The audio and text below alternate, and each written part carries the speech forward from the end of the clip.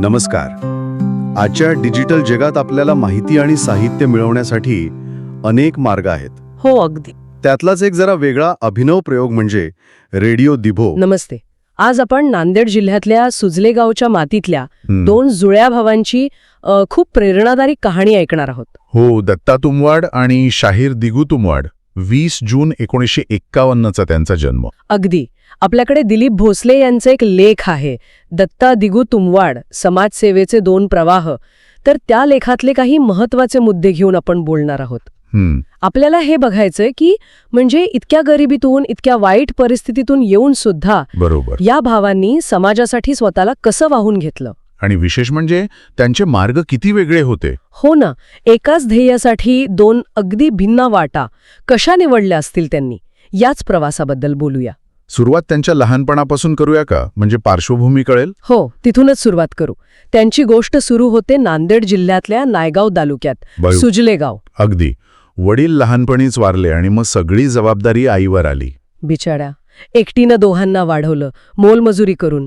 हो, तो काळ आठवला ना, म्हणजे ग्रामीण महाराष्ट्रातला सामाजिक आर्थिक परिस्थिती खूपच वेगळी होती. खरे, ही फक्त दोन भावांची गोष्ट नाहीये, तर त्या काळातल्या संघर्षाचं प्रतिबिंब आहे. बरोबर. शाळेची फी भरायला 4 आणे पण नव्हते म्हणे त्यांच्याकडे. काय सांगताय, 4 आणे? हो, पण मग काय म्हणतात त्याला, माणिकराव कुलकर्णी म्हणून मुख्याध्यापक होते गावातले. अच्छा. आणि पोलीस पाटील.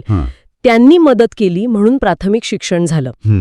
म्हणजे मदतीचे हात पण मिळाले त्यांना. हो, पण माध्यमिक शिक्षण तर आणखीन कठीण.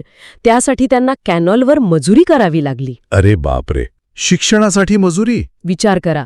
शिक्षण पूर्ण झाल्यावर मग दोघांनी सुरुवातीला शिक्षक म्हणून नोकरी पण केली. आणि मला वाटतं ना, हा जो सुरुवातीचा संघर्ष होता, म्हणजे शिक्षणासाठीची ही जी धडपड होती, यानेच त्यांच्या मनात ती समाजासाठी काहीतरी करायची इच्छा निर्माण केली असेल. अगदी. गरिबी काय असते, शिक्षणाची संधी नसणं काय असतं, हे स्वतः अनुभवलं होतं त्यांनी. हो ना. तो अनुभवच मग पुढे त्यांच्या कामाची प्रेरणा बनला असावा. बरोबर. पण इथून पुढे त्यांचे मार्ग वेगळे झाले, म्हणजे एकदमच वेगळे. दत्ता तुमवाड यांनी तर ठरवून टाकलं, आयुष्यभर फक्त समाजकार्य करायचं, नोकरी नाही, धंदा नाही. बापरे, हा खूप मोठा निर्णय होता. म्हणजे पूर्णपणे स्वतःला झोकून देणं. हो तर. आणि मग 1978 साली त्यांनी मुखेड तालुक्यातल्या काळूतांडा इथे प्रोग्रेसिव्ह फ्रेंड सर्कल सुरू केलं, PFC. PFC. हो. आणि मुखेड तालुका म्हणजे तेव्हा एकदम मागासलेला, दुष्काळी भाग. हो, तिथे त्यांनी काम सुरू केलं. आणि काय काय केलं म्हणून सांगू. सुरुवात केली शिक्षणापासून. अच्छा.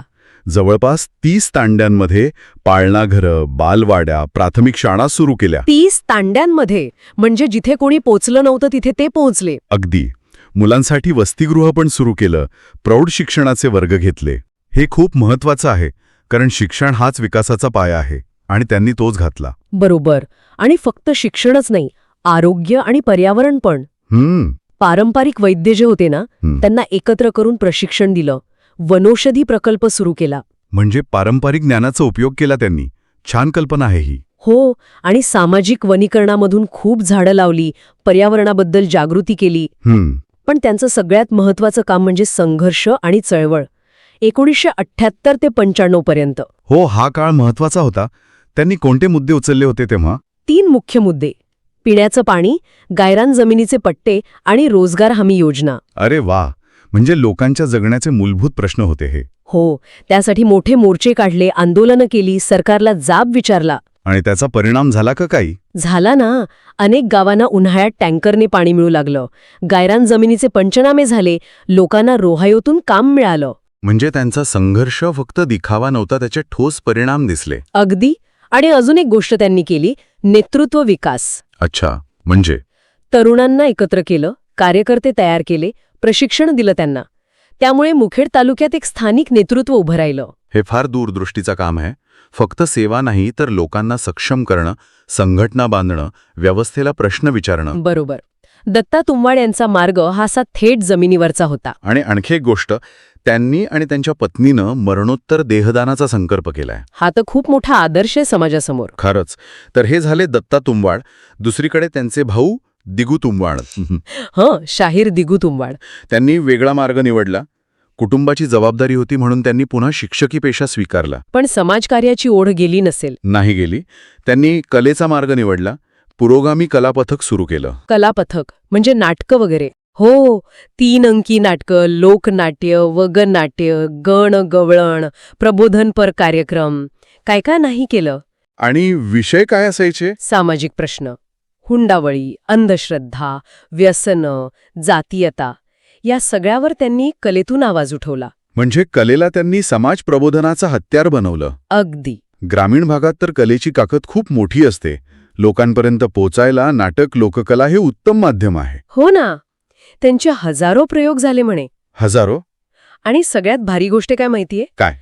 या नाटकांच्या तिकीट विक्रीतून जे पैसे जमा झाले ना, त्यातून गावकऱ्यांनी एकत्र येऊन गावात मंदिरं बांधली, शाळांच्या इमारती बांधल्या, ग्रामपंचायत कार्यालय बांधली. अरे वा, काय सांगताय? म्हणजे कलेतून फक्त विचार नाही तर प्रत्यक्ष विकास पण झाला. हे तर अफाट आहे. है की नाही? खरंच विलक्षण. म्हणजे कलेतून मिळालेला पैसा परत समाजासाठीच वापरला गेला. त्यांचं कलापथक फक्त महाराष्ट्रातच होतं का?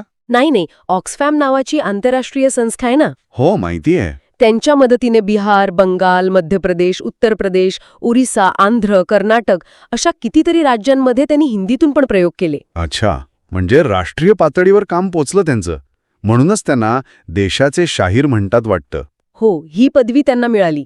त्यांच्या कामाचा आवाका किती मोठा होता बघा. नक्कीच. आणि दिगू तुमवाड म्हणजे फक्त सादरकर्ते नव्हते. ते स्वतः कवी, लेखक, संगीतकार, दिग्दर्शक सगळं काही होते. आणि व्यवस्थापन पण बघायचे. म्हणजे अष्टपैलू व्यक्तिमत्व. एवढं सगळं एकट्याने सांभाळणं म्हणजे प्रचंड ऊर्जा आणि समर्पण हवं. खरंच. त्यांचे पुरोगामी कलापथक गीत संग्रह आणि गाडगेबाबांवरचे 100 अभंग पण प्रकाशित झाले आहेत. अरे वा, म्हणजे लिखाण पण केले त्यांनी. आणि महाराष्ट्र शाहीर परिषदेचे उपाध्यक्ष होते ते म्हणे. हो, आणि नांदेड जिल्हा कलाकार संघटनेचे अध्यक्ष पण होते. म्हणजे कलाक्षेत्रातलं त्यांचं नेतृत्व पण सिद्ध झालं होतं. पण मिळालेत. हां, दत्ता तुमवाडांना कोणते पुरस्कार मिळाले? त्यांना संविधान भूषण पुरस्कार मिळाला, SM जोशी फाउंडेशनचा जीवन गौरव मिळाला आणि कॉमनवेल्थचा इंटरनॅशनल युथ अवॉर्ड पण मिळाला. इंटरनॅशनल युथ अवॉर्ड म्हणजे आंतरराष्ट्रीय स्तरावर दखल घेतली गेली. हो, त्यामुळे त्यांना इंग्लंड सकट 7 देशांचा अभ्यास दौरा पण करता आला. ग्रेट. आणि शाहीर दिगू तुंबाडांना? त्यांना आदर्श शिक्षक पुरस्कार मिळाला, कारण ते शिक्षक पण होते. आणि शिवाजी महाराजांच्या वंशजांकडून कला गौरव पुरस्कार. अच्छा. आणि सगळ्यात महत्वाची गोष्ट म्हणजे ते 15 वर्ष सुजले गावचे बिनविरोध सरपंच होते. काय म्हणता? 15 वर्ष बिनविरोध सरपंच? म्हणजे कलेच्या माध्यमातून समाजकार्य करणाऱ्या व्यक्तीला लोकांनी किती स्वीकारलं होतं बघा. हो ना, हे खूप महत्वाचं आहे. यातून हेच दिसतं की दोन्ही भावांनी वेगवेगळ्या मार्गांनी का होईना समाजावर खूप मोठा प्रभाव टाकलाय. एकाने संस्थात्मक कामातून, संघर्षातून, तर दुसऱ्याने कलेतून आणि स्थानिक प्रशासनात राहून. दिगू तुंबाडांचं उदाहरण म्हणजे संसार आणि परमार्थ एकत्र कसं साधता येतं याचं आहे. बरोबर. तर दत्ता तुंबाडांनी पूर्णपणे परमार्थ निवडला. अगदी.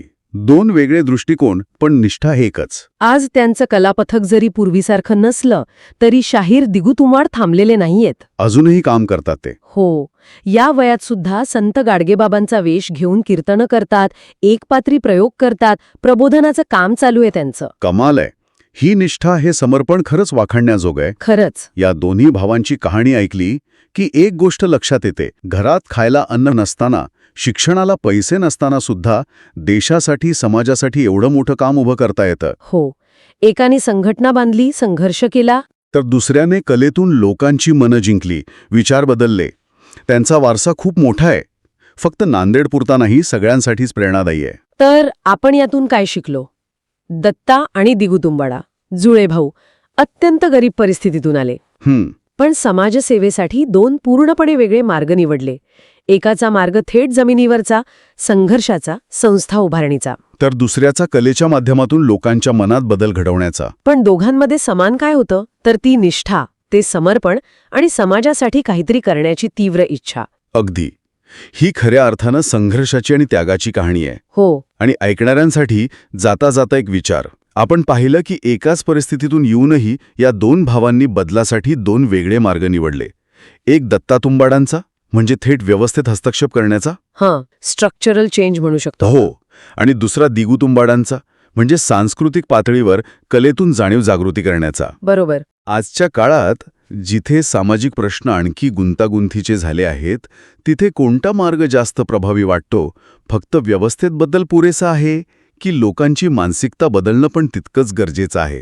खरंय की दोन्हीचं मिश्रण हवंय. हो, म्हणजे संरचनात्मक बदल आणि सांस्कृतिक प्रबोधन या दोन्हीची सांगड घालण्याची गरज आहे का, यावर विचार करायला नक्कीच जागा आहे.